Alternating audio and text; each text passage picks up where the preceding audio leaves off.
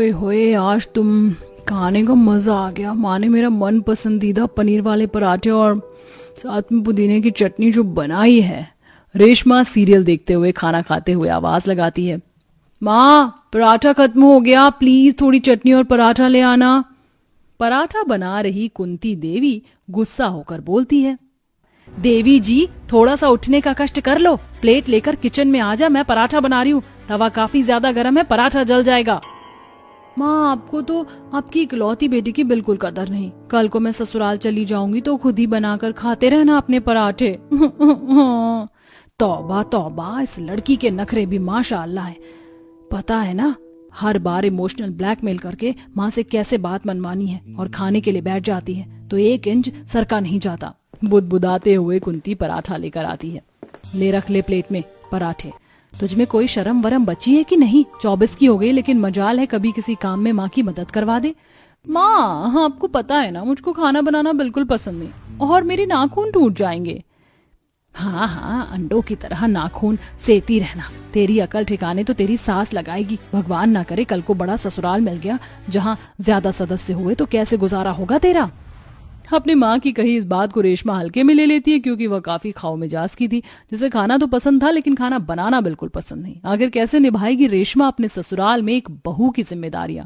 थोड़े टाइम बाद रेशमा की शादी पप्पू से हो जाती है, जहाँ फिलहाल 6 लोग थे, सास ससुर, 2 नंदे और 2 पति पत्नी। वो खुद छोटा परिवार देखकर ठंडी आह भरते हुए बहू मन में खूब खुश होती है।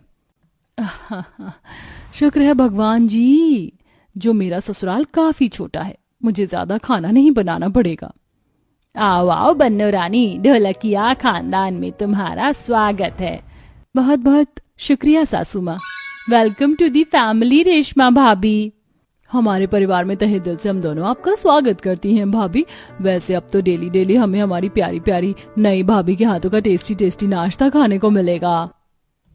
जी बिल्कुल मेरी प्यारी ननद रानियों, मैं तुम दोनों के लिए खुशी से तुम्हारी पसंद का नाश्ता खाना बनाकर खिलाऊंगी। वैसे मेरे वेलकम के लिए तुम दोनों का दिल से थैंक यू।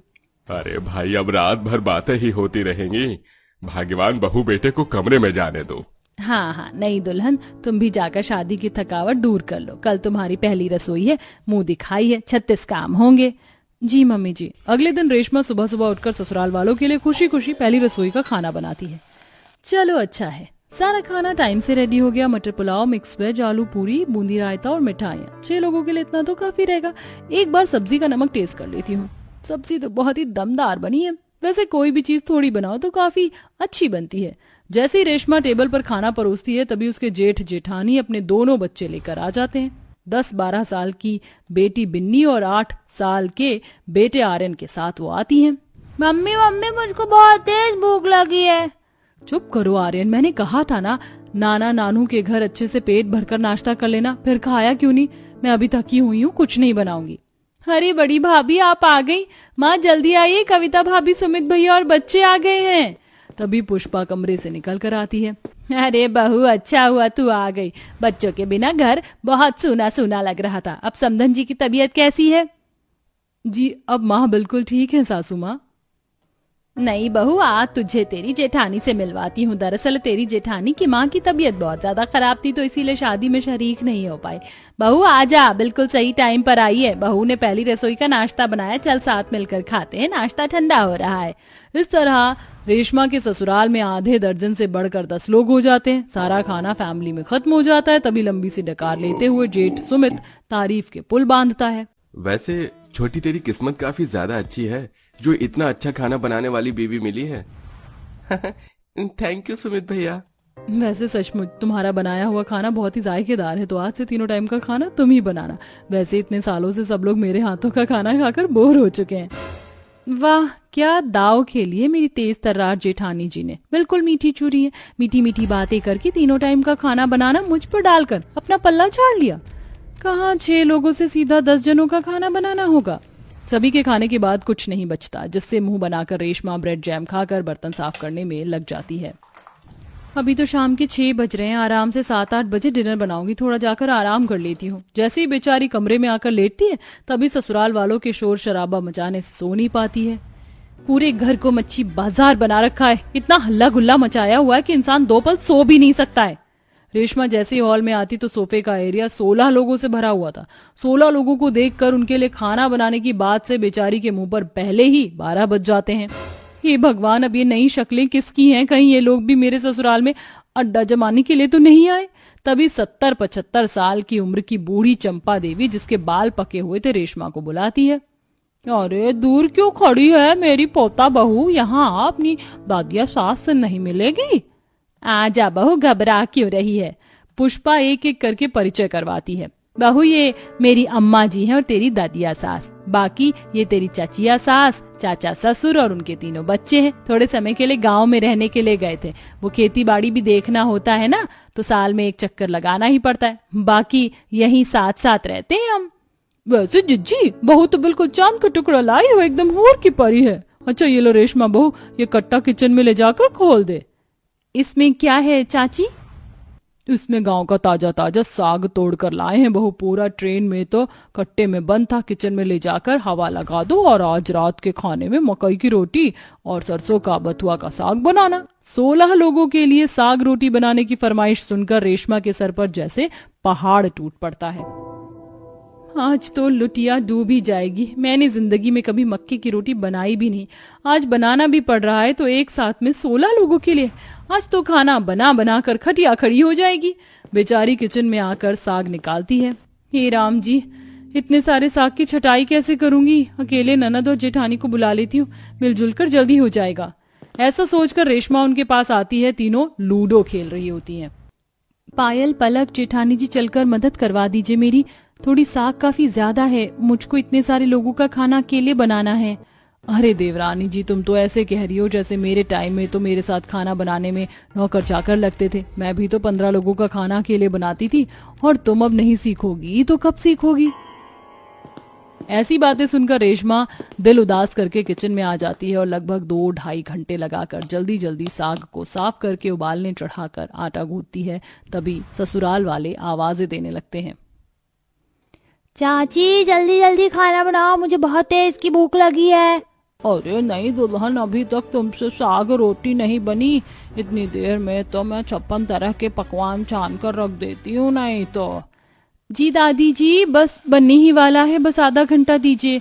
बैठे बैठे सबके सब भाषणबाजी तो ऐसे कर रहे हैं जैसे कि मैं इस घर की बहू नहीं कांताबाई हूँ। कहाँ फंस गई मैं? अगर मुझको पहले पता होता कि मुझको ससुराल में 16 लोगों के लिए अकेले खाना बनाना पड़ेगा तो मैं कभी शादी ही नहीं करती।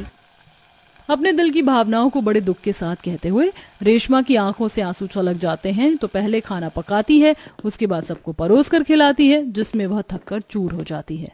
भाई वाह, आज का खाना तो सबसे लाजवाब बना है।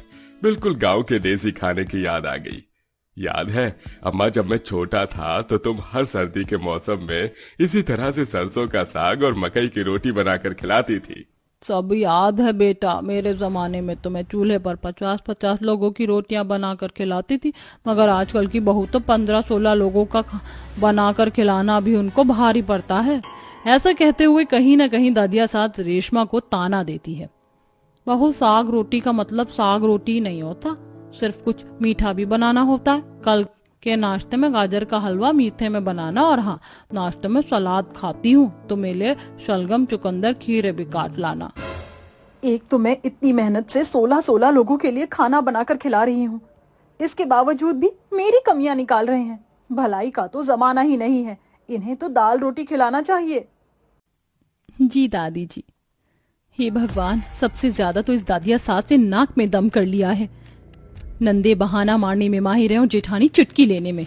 इस तरह रेशमा हर दिन परेशानी उठाकर ससुराल के 16 लोगों के लिए खाना बनाकर खिलाती, जिससे एक सुबह से किचन में शुरू होने के बाद रात के 11-12 बजे छूट मिलती है। ऐसे में ना तो वह ठीक ढंग से खा पाती, ना सो पाती, जिससे उसे कमजोरी आ जाती है और वह चक्कर खाकर बेहोश हो जाती है। डॉक्टर की जांच करने के बाद पता चलता है।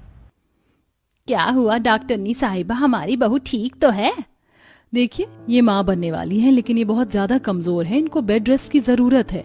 ऐसे में कोई काम नहीं करना है। ऐसे में खाना बनाने की जिम्मेदारी दोनों नंद और जेठानी को संभालना पड़ता है। उनसे कभी खाना जल जाता तो कभी नमक मसाला उलट पलट हो जाता, जिस पर घर के पति लोग गुस्सा करते हैं। ये कैसा बकवास खाना बनाया है? ये पानी जैसी पतली दाल सब्जी बिल्कुल फीकी है। ऐसा खाना तो अस्पताल के मरीज को दिया जाता है। हाँ तो अगर आपको अच्छा नहीं लग रहा तो होटल से मंगवा कर खा लो। आसान बात है क्या 16 लोगों का खाना बनाना। हाँ पता नहीं भाभी अकेले कैसे बना पाती थी। पलक की बात सबको सोचने पर मजबूर कर देती है और सब आकर उससे माफी मांगते हैं। बहू हम सबको माफ कर दो, हमने बेचारी तुम अकेली पर 16 लोगों का खाना बनाने का जिम्मा डाल दिया, बिल्कुल तरस नहीं खाया। माँ जी आप लोगों को इस बात का एहसास तो हुआ, मुझे खुशी है और मैं माँ नहीं बनने वाली हूँ। दरअसल मैंने और पप्पू जी ने ये नाटक किया था ताकि आप लोग सुधर जाएं।